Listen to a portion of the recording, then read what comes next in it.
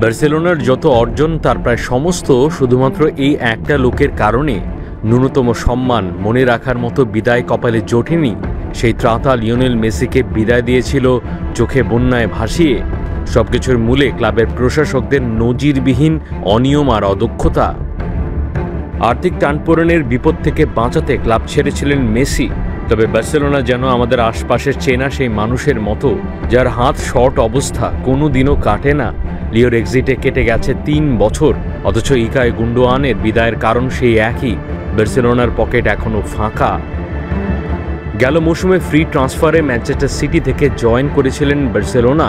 এক মৌসুম পেরোতে না পেরোতেই এখন টার্কিশ বর্ন জার্মান মিডফিল্ডার ফিরে গেছেন পেপ গার্দিওলার কাছে। ম্যানচেস্টার সিটিতে স্কাই ব্লুদের ডেরায় গিয়ে বার্সেলোনা ছাড়বার কারণ হিসেবে বলছেন, আমি আসলে ক্লাব ছেড়ে দিতে বাধ্য হয়েছি। বার্সার আর্থিক অবস্থা খারাপ। আমার এক্সিটের মাধ্যমে যদি ওদের কোনো উপকার হয় তবে তাই হোক। 5 বার ইংলিশ প্রিমিয়ার লিগ জেতা মিডফিল্ডারের বরাবরই আইস্কুল ইমেজ। গুন্ডোয়ান হার্ডলাইনে না গেলেও মুখ বন্ধ করা যাচ্ছে না সমালোচকদের।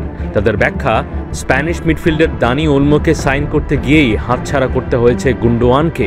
এমনিতে ক্লাবের আর্থিক অবস্থার সুবিধে নেই, তার উপর আজ একে ভালো লাগলে কালকে যাকে ভালো লেগেছে তাকে উপযুক্ত কারণ ছাড়া বাদ দিয়ে দেওয়ার অপেশাদার কালচার। অর্থাৎ কোনো ফুটবলারকে কী কারণে সাইন কিংবা সেল করছে নেই সেটার কোনো সুনির্দিষ্ট পলিসি। প্রসঙ্গত গেল মৌসুমে 14 অ্যাসিস্ট করার পাশাপাশি 5 গোল করেছিলেন মিডফিল্ডার গুন্ডোয়ান।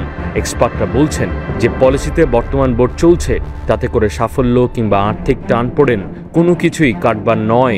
বার্সেলোনার চেনা বার্সেলোনা হয়ে ওঠার পথ দৃশ্যত অন্ধকার। মাহদি হাসান, 71।